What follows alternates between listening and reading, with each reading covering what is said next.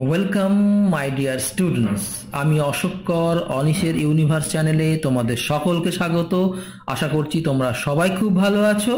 আজকের ভিডিওতে আমরা ক্লাস 5-এর লেসন 1 অ্যাক্টিভিটি 5 কোশ্চেনগুলোর বাংলা মানে বলে উত্তর করে দেব।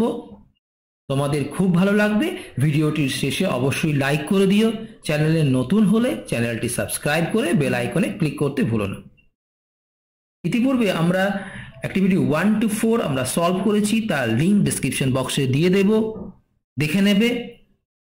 লেসন 1 এর পুরো টেক্সটটাও প্রতিটি শব্দ ধরে প্রতিটি লাইন ধরে বাংলায় মানে করেছি, তার লিঙ্কও দেওয়া আছে ডেসক্রিপশন বক্সে, অবশ্যই দেখে নেবে।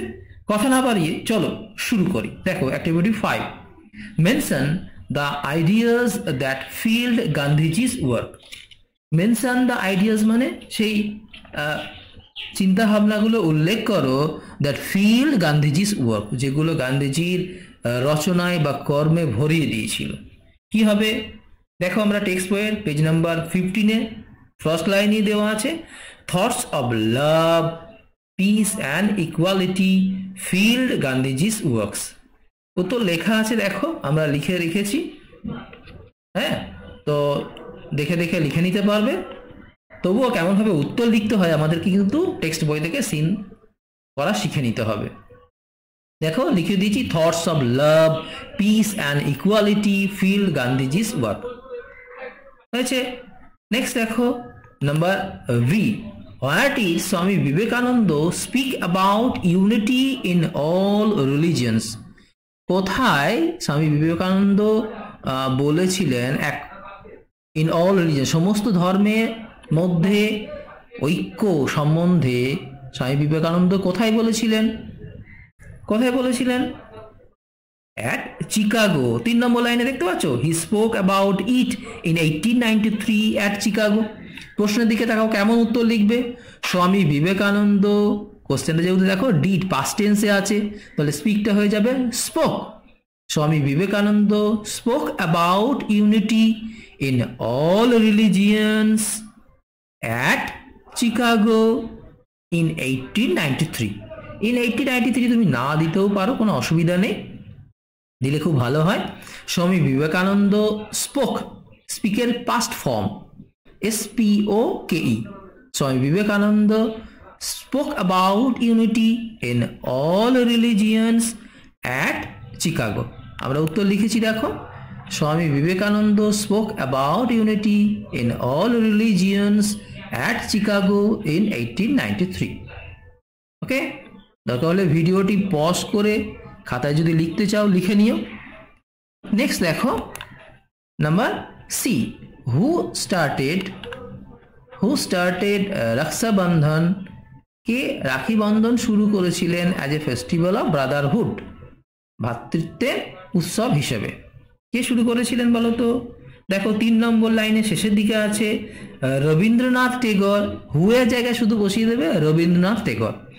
Rabindranath Tagore started the Rakshabandhan as a festival of Brotherhood. দেখো আমাদের উত্তর লেখা আছে, দেখতে পাচ্ছ, রবীন্দ্রনাথ টেগর, শুধু আমরা হুয়ের জায়গায় কি করেছি রবীন্দ্রনাথ টেগর বসিয়ে দিয়েছি, বাদ বাকি দেখো সমস্তটাই প্রশ্নে দেওয়া আছে। Rabindranath Tagore started the Rakshabandhan as a festival of brotherhood in 1905, তুমি দিতেও পারো না দিতেও পারো। ওকে, নেক্সট দেখো নাম্বার ডি। নাম্বার ডি কি আছে? How did the 3 great men become immortal. কিভাবে ওই 3 মহান ব্যক্তি অমর হয়েছেন? কিভাবে অমর হয়েছেন? প্রশ্নের দিকে দেখাও, কি লিখবে? দ্য 3 গ্রেট মেন বিকামে পাস্ট ফর্ম কি হবে? বিকেম ইমর্টাল, অমর হয়েছেন। কোথায় আছে দেখো 15 নম্বর পাতায় একদম শেষ লাইনে, for their thoughts and works. The 3 great men became immortal for their thoughts and works.